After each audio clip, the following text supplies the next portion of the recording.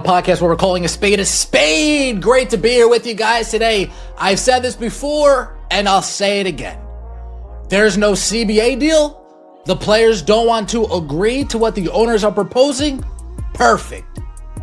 Grab Asia Wilson, grab Sabrina, grab Sophie, grab the superstar, the main attraction, Caitlin Clark, and let's start this league. Wouldn't notice the difference. Nobody would say to themselves, oh wow, the talent has really dropped off this year. Nobody's going to be saying that. In fact, they'll be saying, wow, it's real calm this season. There's not so much complaining and whining going on this season. Start fresh with players that deserve money and with players that can push the... Let me know what you guys think in the comments section below. Like the video and subscribe.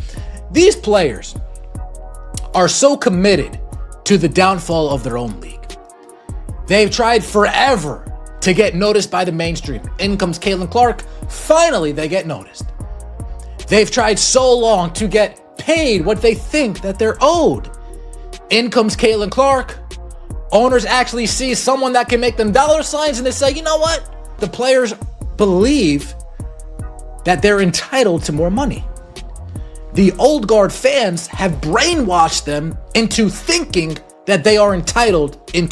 And Women's National Basketball Players Association have reached an agreement on a moratorium for league business, sources told ESPN on Monday. The moratorium is necessary because the sides failed to reach an agreement on a new collective bargaining agreement or an extension of the previous one by Friday's deadline. The sides continue to negotiate on a new CBA amid what's become a bitter impasse as they work toward what both sides acknowledge will be a transformative deal. They remain far apart on several key issues, including chiefly what a revenue sharing system should look like. Now, is it really bitter on the owner side? Probably not. They think they're going above and beyond with some of the things that they're willing to give them. Players are bitter because they think that they're owed something that they haven't earned. The players are bitter. The players have things to lose. Well, not all of the players, but the players in the negotiating rooms. Brianna Stewart and Nafisa Collier. They would love it if WNBA folds. Unrivaled gets some players. Maybe that league turns to 5-on-5. They already see a future for Unrivaled. Brianna Stewart earlier this weekend said, oh man, it's so hard to compartmentalize. I mean, after the games, then I got to go and take emails and phone calls and take places on this and take places on that. Wouldn't it just be easier if that league didn't exist anymore? That's what she's saying to herself. Massive increases in compensation is still being bargained. All but two of the league's veterans and free agents this offseason in anticipation of a new CBA. The moratorium will halt those initial stages of free agency in which teams would seek to deliver qualifying offers and core designations to players. Just start fresh. Just start fresh. Call up Caitlin Clark and say, hey, Cece, we're moving on. You want to play in the WNBA? You could be our first player. Call Sophie. Hey, Sophie, you want to come play in the WNBA? You'll be our first player. What are the steps to just tear that up and start new? Seriously, fans won't care. Let me rephrase. The fans that actually move the needle won't care. This is not exaggeration. This is not shock language meant to stir outrage. This is a real idea circulating behind closed doors as the WNBA and the Players' Union remain locked in a stalemate with no collective bargaining agreement in place. The league has effectively hit the brakes.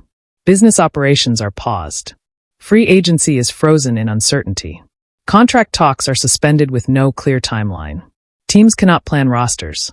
Players do not know their future salaries.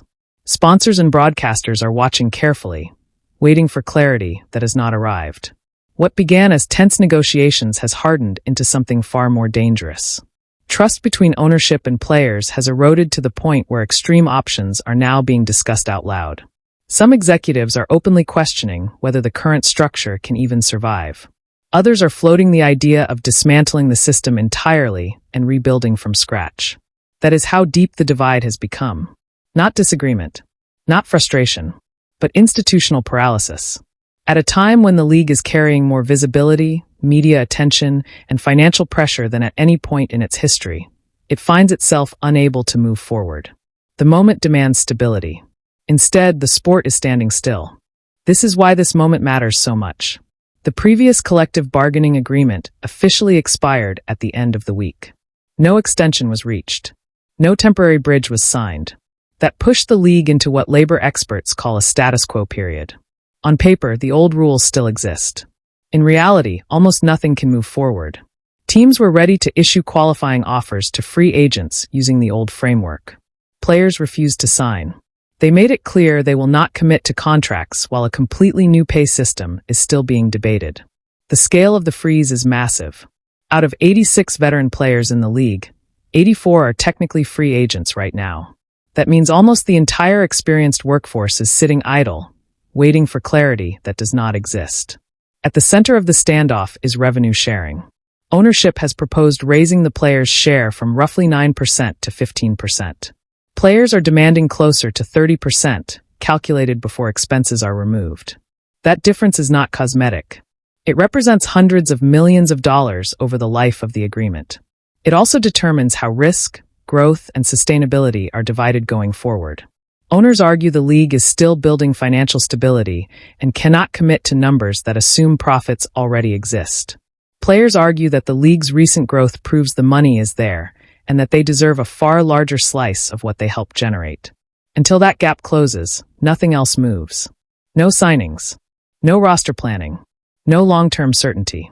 What looks like a paperwork dispute is actually a fight over the future structure of the league itself. Here is the turning point that reshaped everything. For nearly 3 decades, the WNBA struggled to find traction. Most seasons ran at a loss. Crowds were small. National television ratings barely moved. Sponsorship money was limited. The league stayed alive largely because NBA ownership treated it as a long-term project, not a profitable enterprise. It was supported, subsidized, and protected while hoping one day the audience would arrive. Then, in the spring of 2024, everything changed. Caitlin Clark entered the league. The Indiana Fever, a team that averaged fewer than 5,000 fans per home game the year before, suddenly became must-see entertainment. Every home game sold out. Road games turned into packed arenas as well. Cities that had never filled lower bowls for women's basketball were opening upper decks. Television numbers followed immediately. National broadcasts featuring Clark shattered previous benchmarks. A mid-season matchup against Las Vegas pulled in more than 2 million viewers, becoming the most watched WNBA game in over 2 decades. That kind of audience growth does not happen gradually. It happens when casual fans finally care. Corporate interest shifted just as fast. Major brands that had never invested heavily in the league moved in almost overnight. National advertisers saw something different. They saw reach. They saw cultural relevance. They saw a star capable of delivering returns. Merchandise sales spiked. Jerseys moved faster than supply could keep up. Social media engagement jumped across the entire league, even in markets Clark never played in. For the first time, the WNBA was no longer asking for patience. It had proof of concept. One player changed attendance, ratings, sponsorships, and public attention in a single season. That sudden success is what created leverage. It raised expectations. It raised demands. And it exposed how unprepared the league's structure was for rapid growth. This is where the conflict truly begins. For the first time in league history, owners were not projecting future success. They were staring at real numbers. Revenue was climbing. Arenas were full. Broadcast partners were paying attention. Profitability was no longer theoretical. It was happening in real time. That changed the tone of negotiations immediately. Owners came to the table offering concessions they had never seriously considered before. Not cosmetic changes. Structural ones. Under the proposal being discussed, top players would earn contracts exceeding $1 million per season. Average salaries would rise beyond $500,000. Minimum salaries would jump to roughly $250,000. Charter flights would become standard for every team, eliminating years of commercial travel complaints. Hotels, medical care, and long-term benefits would be upgraded across the board. By historical standards, this was a dramatic shift. Just 1 year earlier, The average WNBA salary sat slightly above $100,000. Many players still worked second jobs overseas during the off-season to make ends meet. The new offer would have transformed the league from a survival-based model into a true professional ecosystem almost overnight. From the ownership perspective, this was a breakthrough moment. They were finally willing to spend because there was finally something to protect. Audience growth had created leverage, but it also created urgency. Owners wanted stability while momentum was still hot. What followed was not celebration. It was resistance. Instead of viewing the proposal as a foundation to build on, negotiations stalled over revenue percentages and long-term control. The conversation shifted away from immediate gains and toward maximum demands. That is the fault line. One side saw an unprecedented leap forward. The other saw it as not enough. And in between stood a league experiencing success faster than its labor structure was built to handle. Here is the argument coming from the players' side. They say the recent revenue surge is not organic league growth. They say it is driven almost entirely by one player, Caitlin Clark. Their position is simple. If one athlete can move television ratings, sell out arenas, and attract national sponsors, then the value created should not be isolated to ownership. The league markets itself as a collective product. Team logos, league branding, shared visibility. So, in their view, the financial rewards should also be shared more broadly. The players point to other leagues as proof. In the NBA, players receive roughly half of basketball-related income. In women's professional soccer, athletes negotiated revenue splits that approach the same level. Across major American sports, player shares typically range from 40 to 50%. Against that backdrop, 15% feels insulting to them. Not transitional, not progressive, but structurally unequal. They argue that accepting a low percentage now locks future generations into the same fight all over again. From their perspective, this is not about this season. It is about setting a precedent while the spotlight is finally bright enough to matter. Ownership sees the same numbers and reaches a very different conclusion. They acknowledge the growth. They acknowledge Clark's impact. But they argue the league is still fragile. Expansion is expensive. New teams require fees, facilities, staff, and marketing. Travel costs are rising. Charter flights alone represent a massive long-term commitment. Several franchises still operate in small markets without national draw, without sellouts, without television pull. Owners warn that taking 30% of gross revenue before expenses would push some teams underwater immediately. Not hypothetically, immediately. They argue that profitability exists, but it is uneven and recent, and that building a stable league requires reinvesting heavily before distributing cash. This is the core conflict. Players see leverage and want parity with other leagues. Owners see momentum and want protection from collapse. Both sides believe they are defending the future, but they are defining that future in completely different ways. The bitterness he's talking about goes well beyond paychecks and percentages. This has crossed into personal territory. Leaders of the Players Association have made that clear in public. President Nneka Agwamike and Vice President Breanna Stewart have spoken openly about feeling dismissed and disrespected by ownership. Their message is consistent. They believe the current proposal reflects a long-standing pattern in the league. Players generate value. Owners control the upside. Veteran players have reinforced that narrative in interviews. They argue that the recent explosion in popularity did not appear out of nowhere. They remind fans that the league survived for decades because players stayed committed when salaries were low, facilities were basic, travel was exhausting, and national attention was rare. From their perspective, today's profits are built on years of sacrifice that were never fully repaid. So when owners celebrate growth while offering what players see as a modest revenue share, it feels like history repeating itself. Ownership sources tell a very different story behind the scenes. Executives have quietly expressed frustration, saying negotiations no longer feel productive or honest. They claim the union is asking for terms that leadership knows the league cannot sustain, at least not evenly across all markets. Some owners believe the strategy is not about reaching a deal quickly, but about forcing pressure, public outrage, and instability. That suspicion deepens when outside interests enter the picture. Breanna Stewart is not only a union leader. She is also a co-founder of Unrivaled, a new 3-on-3 league offering elite players higher pay, fewer games, and a shorter season. To owners, that overlap creates unease. In private conversations, Some executives question whether union leadership is fully invested in protecting the WNBA's long-term health. They wonder whether prolonged disruption benefits competing ventures. They ask whether weakening the existing league accelerates the rise of alternatives that do not carry the same overhead, travel demands, or financial risk. No one is saying this out loud on the record. But the doubt is there. And doubt poisons negotiations. What began as a disagreement over revenue splits has evolved into a crisis of trust. Players believe owners are minimizing their worth during the league's most valuable moment. Owners believe players are overreaching at a time when stability matters most. When both sides stop assuming good faith, every proposal feels like a threat. Every concession feels like a loss. And every delay raises the stakes even higher. This is no longer just about money. It is about control, about credit, and about who gets to define the future of women's professional basketball while the spotlight is finally on.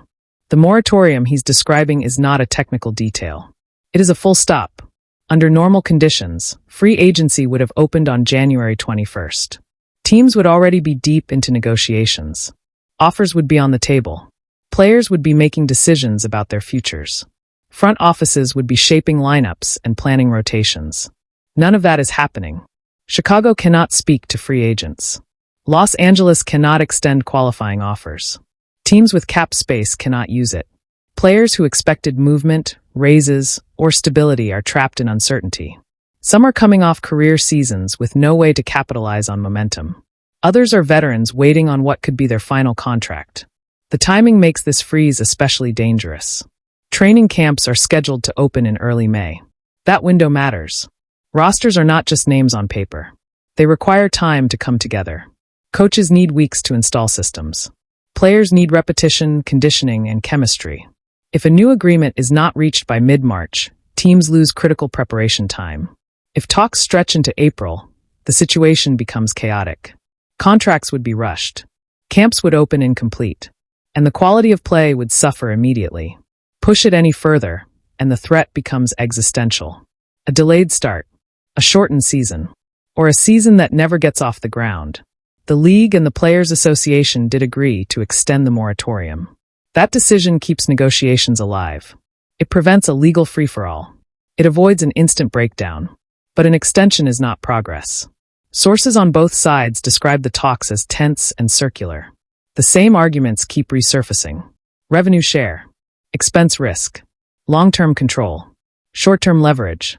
Neither side believes the other is meaningfully moving. Each proposal is viewed as a trap. Each concession feels like surrender. Meanwhile, the calendar keeps advancing. Players remain unpaid for the future. Teams remain unable to plan. Sponsors and broadcasters watch closely, waiting for stability that has not arrived. This is the quiet danger of a moratorium. Nothing explodes. Nothing officially collapses. But momentum drains out of the system day by day. And the longer everything stays frozen, the harder it becomes to restart without lasting damage.